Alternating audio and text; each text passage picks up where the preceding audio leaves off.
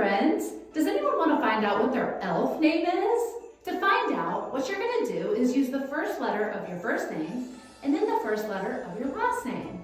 Then you will check out this awesome elf guide to find out what your elf name is. Simple as that.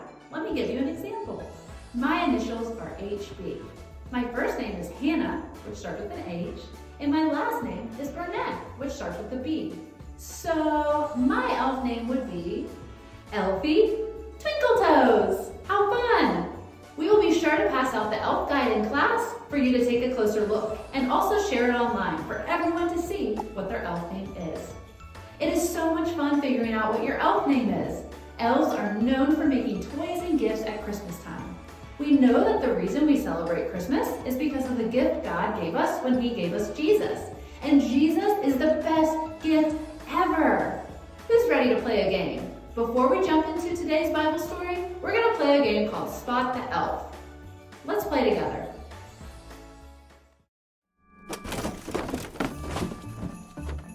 Spot the elf! A sneaky elf is hiding inside the toy factory. Look closely to see if you can spot him. When you see him, shout it out!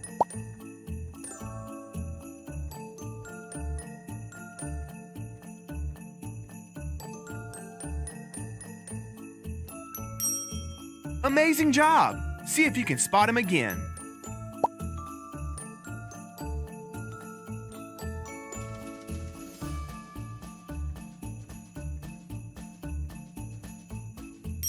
You got it!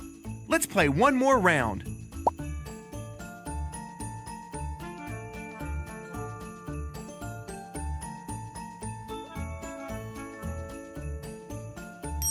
Great job!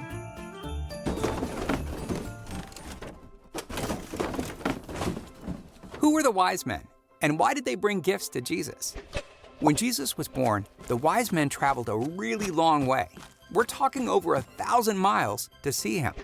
Back then, they couldn't just hop into a car or a plane, so it took them a super long time to get to Jesus. Why go so far to visit a baby? Most people believe that the wise men were astronomers. You know, scientists that track patterns of stars, comets, planets, and constellations. This is where the Star of Bethlehem comes in. The night that Mary, Joseph, and Jesus were hanging in the stable, the wise men saw what looked like a super bright star in the sky. Because they remembered what the prophets had said, they knew that this star meant a very special king had been born in Israel. A chance to meet the Savior God had promised for thousands of years is a pretty great reason to take the long trek.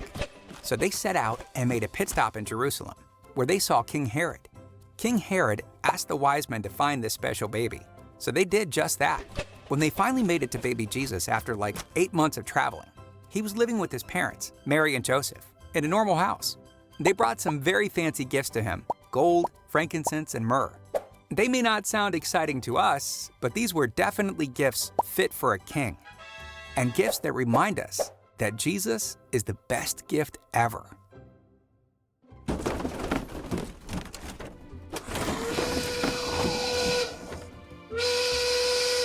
Jingly jingle bells. That sound means that this toy testing elf is celebrating with some scrumptious hot cocoa because I can officially say that my job for this year is done.